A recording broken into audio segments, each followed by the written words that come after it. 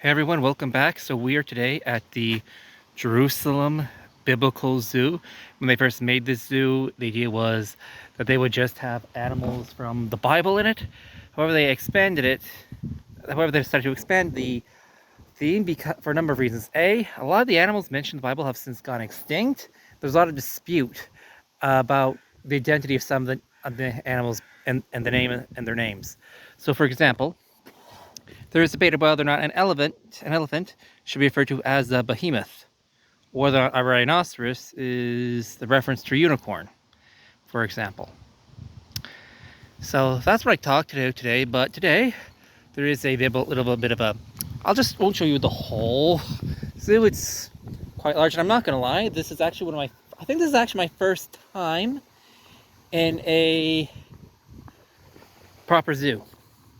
I've been in zoos back home where I'm from, but that was my first time seeing an elephant, for example. But today I thought I'd talk about a topic that probably a lot of traditionalist Catholics think about, and that would be young Earth creationism. Now, I'm gonna get some track cats mad at me for saying this.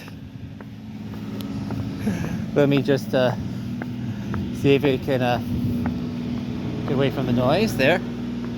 A lot of track Catholics make it mad at me for saying this, and in case you're in wondering where we are, we're near Encarum. We're near where the Virgin Mary met St. Elizabeth. Beautiful hills here. But I thought I'd talk about young Earth creationism, something that a lot of track Catholics believe in. That being said, I'm not going to get a lot of people mad at me for saying this, but it is not required as a matter of faith for traditional Catholics to be young Earth creationists.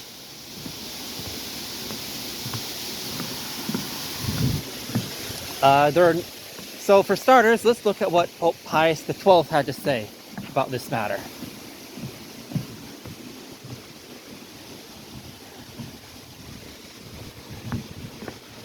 Quote,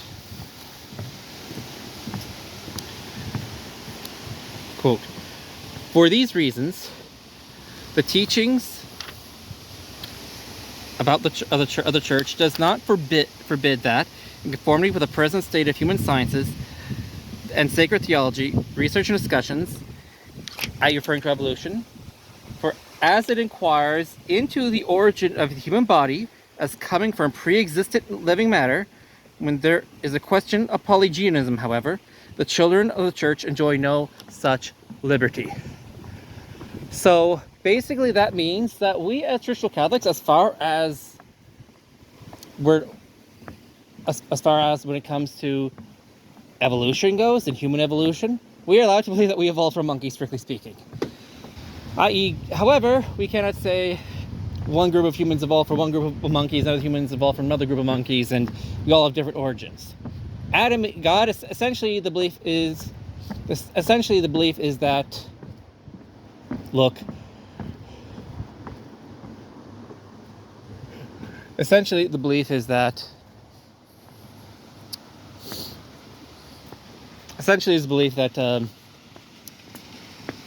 God made Adam and Eve via evolution, which is a perfectly permissible belief for traditional Catholics to hold.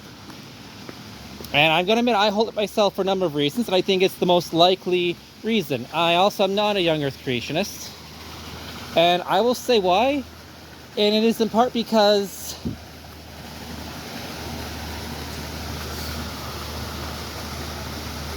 I'll say in part it is because it matches. I think old Earth creationism actually in many ways matches up with what the Bible has to say.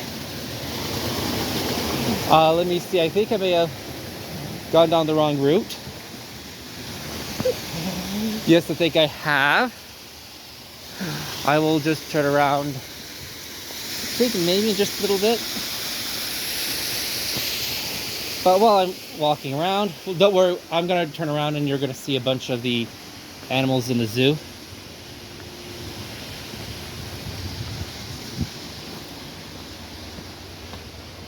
No luck? Yeah, I'm going to turn around. So I'll start talking about why I agree with Well, I'll say why not only do I agree with Pius the 12th that I think evolution is permissible for belief among traditional Catholics, but I think it's probably the most likely position biblically and historically for a number of reasons. Okay, for starters, as far as the age of the Earth goes, the argument now we've gotten to 6,000 years based off of adding up the genealogies in the Old Testament in the book of Genesis, and so like Methuselah lives 1,000 years, Enosh lives so many years, etc., etc., and then we get up to 6,000. The Earth is 6,000 years old by that method.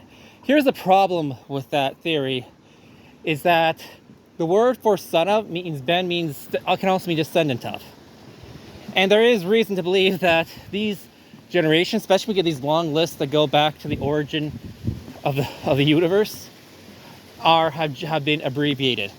For a number, I'll give you an example both from Jewish rabbinical thought and the New Testament itself. So the Rabbi Rashi, in his commentary on Scripture, was commenting on the numbers of the book of Genesis, in the first passage of Genesis. In the beginning, his commentary on it was that based on the Hebrew text, it does not imply that the earth was made in literally 7 days. That is his own view on the matter. That was from the Middle Ages. So if that's the case, a literal 7-day creation is not required. Secondly, in the New Testament itself, we have an explicit case where the genealogy was abbreviated. So if you look at the Gospel of Matthew and pay close attention to the genealogy of Jesus, as well as the list of kings, it skips like 4 generations, and not minor kings either. It's not like Matthew's Gospel didn't have the author of Matthew's Gospel. I believe it was Matthew, personally. That being said, it's not like the author of Matthew's Gospel did not have access to who these kings were, or was wholly ignorant of the matter. He was abbreviating it to fit in 14 generations evenly. And that's just would have been understood. It is tended to be abbreviated. I remember trying to read the Talmud back in the day, because when I was younger, I had no idea what books belonged in the Bible. I thought, hey, look at this book as well. Prairie dogs. I thought I'd look at this book as well. And I came across the commentaries on the book of Esther. Hi, little guy. I thought I'd look at the commentaries on the book of Esther. You want to know something? In the book of Esther, it gives Mordecai's genealogy. And if you look at the book of Esther, it's like 3 or 4 generations from Saul to Mordecai, the uncle of Queen Esther.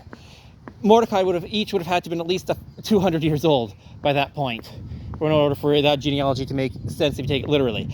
The Talmud, however, provides the long version, the full version of the genealogy. And if you pay attention to it, you realize why they gave the abbreviated version, because there wouldn't be room for much else in the book of Esther. Hi, meerkats. There wouldn't have been much room in the book of Esther if you had included the full genealogy of Mordecai. Would have been wholly impractical. It was intended as a letter. It just would have been impractical to do so. Here, these are very large rodents. So in both the Old and New Testament, Testaments, we have evidence of abbreviated genealogies. Based on both the Jewish oral tradition and traditional Catholics, we are to take oral tradition at least somewhat seriously, even if we don't follow all the ritual concerns of the Pharisees. Oral tradition is valid for us as Catholics faithful to tradition.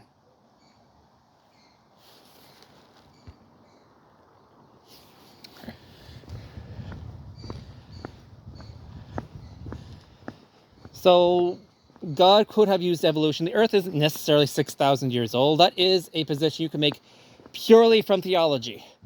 Purely from the theology we have in the Bible and in church history and in theology. Never mind the fact that there is... Now, I want to say also what, even though I do hold the position myself, I want to give the other side, and I want to talk a little bit about Noah's flood and how that all plays into the mix. So in defense of young earth creationists, there is, and this is one of the things I do agree with Pope Pius XII also to say about this, quote, such fictitious tenets of evolution, which repudiate all that is absolute, firm, and immutably, have paved the way for new erroneous philosophy. End quote, Humanity Generis, paragraph 6. Here's some peccaries. Now, Pius XII said it is permissible to believe in evolution. It is, however, not permissible to make a substitute religion out of it. That is not permissible to us as Catholics.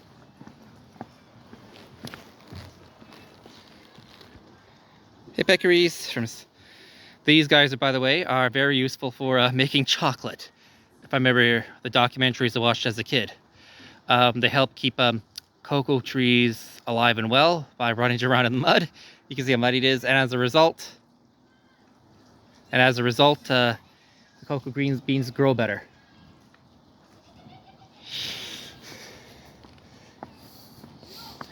Pius XII also condemned the idea that we should make into a false religion, and polygenism is also prohibited.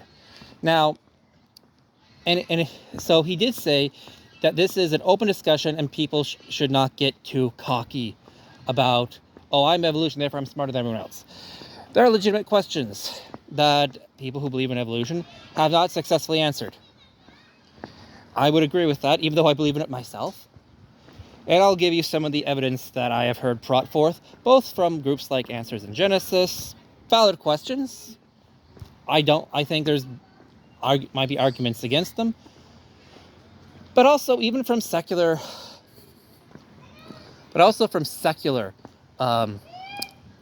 professors have. So we'll give you a story that I had. When I was young, my first attempt at my BA, I crashed after seniors. I was sitting in a history class and they were talking about evolution.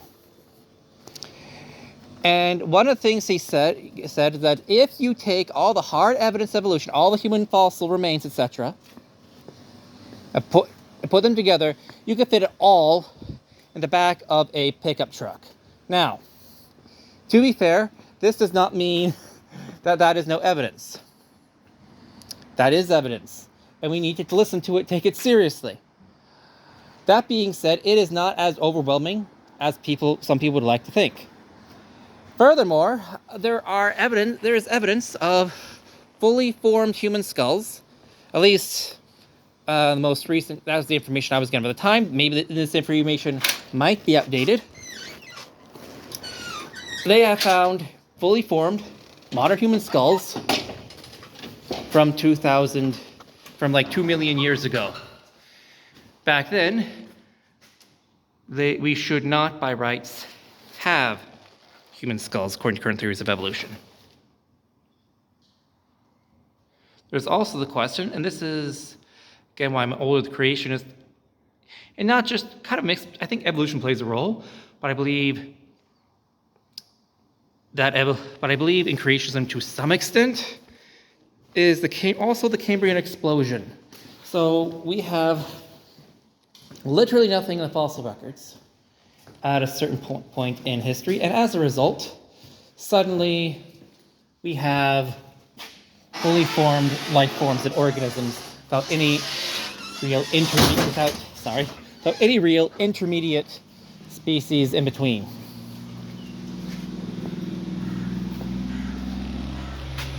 How does that square with evolution? Like, we should have all this evidence. and we don't have it. We should have this in the fossil record because we should have these intermediate species. And it is absent. This is also something that is worth being pointed out.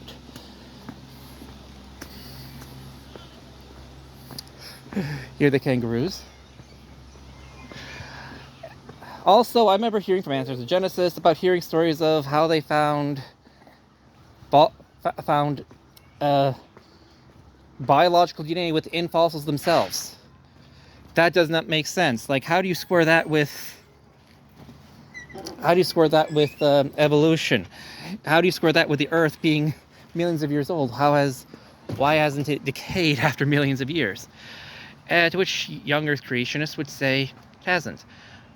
Now, there are some areas which I think I would definitely like to see young Earth creationists address certain matters on, and this is one of the things I dislike about discussing young Earth creationism just in general. And I'm not just talking about young Earth creationists, I mean just topic of young Earth creationism, because I find both sides do not answer a lot of the questions they should be answering. So, for example, if there had been a flood, what would we expect in the geological record that we're not finding? What would those models say? I've never heard that question answered. If you're an actual geologist, by the way, if you're not a geologist or not an expert in this, I'm really not interested in hearing it. I want to hear, if you are not a geologist, I want to see the link and the source down below if you're going to comment on that question. Why don't we see this all in the geological record? What should we expect to find in the geological record? I remember watching a tour of the Ark encounter with Bill Nye the Science Guy, and Bill Nye was asked this question, and he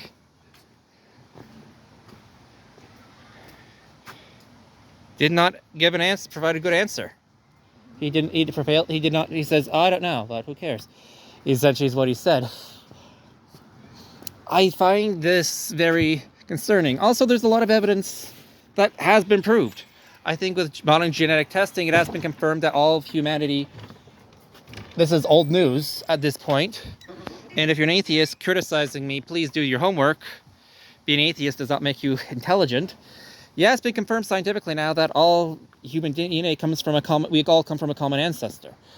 Not saying people aren't saying there has been some intermarriage with other species, but human beings all have a common ancestor. We also heard evidence that there's, based on the genetic diversity in human DNA, that like 10,000 years ago, I think that was the date. I learned this from my atheist professor in history class. There was a massive tragedy a long time ago among the human species, and we were reduced to very small numbers. I think now the number he gave was 10,000. Not like, I think it was 8 people who were on the ark, Noah and his wife and his sons and their wives. Noah and his wife, sons, and their wives. That is, people asked, what about that?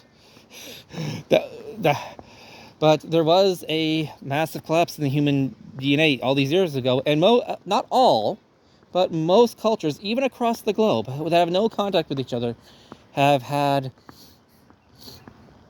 all these societies have flood myths, and that is something that should not be completely ignored. Now, as to the flood, I want to talk about this now. Now, the Catholic understanding of this is most Catholics, based on the Catholic Encyclopedia article on Noah's flood, is that the Catholic Church tends to lean more towards, at least as the most probable theory, a local flood myth, and that's not incompatible with the Catholic faith. There was a flood, it was a local flood, it morally destroyed humanity as they knew it in that world, but it was a local flood. Essentially, based on current geology. Again, I am not going to comment on, someday I'd like to make another long-form video on this topic with all the evidence. This is just off the top of my head, about what we know about young Earth creations from a Catholic perspective.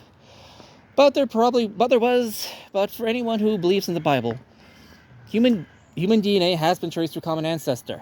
There was something back in the past a long time ago. that destroyed most of the human race. If you're young Earth creationist, I'm sorry.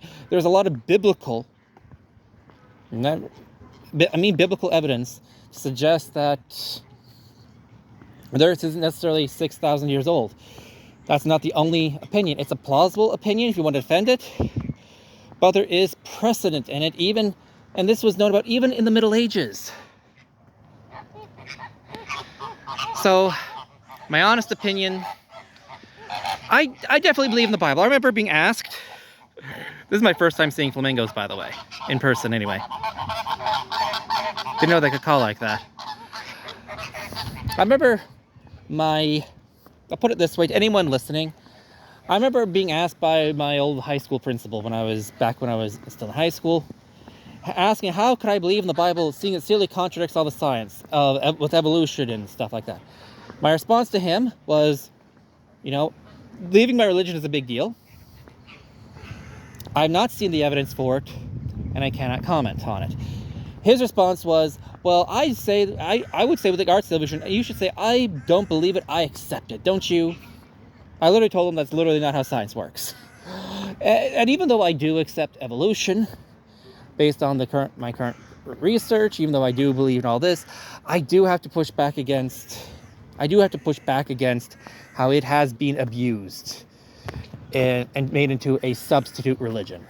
It is a scientific theory, a very likely almost only true, almost 100% proved scientific theory, but a scientific theory, not a substitute religion. And what we have does not contradict the Bible or the Catholic faith in any way. Anyway, welcome to the Jerusalem Biblical Zoo. If you're ever in Jerusalem, it's worth taking a look if you just want a quiet day off. Anyway, God bless. And if you ever get a chance to check out an SSPX church someday, please do. So please check out the Society of St. Pius X. God bless.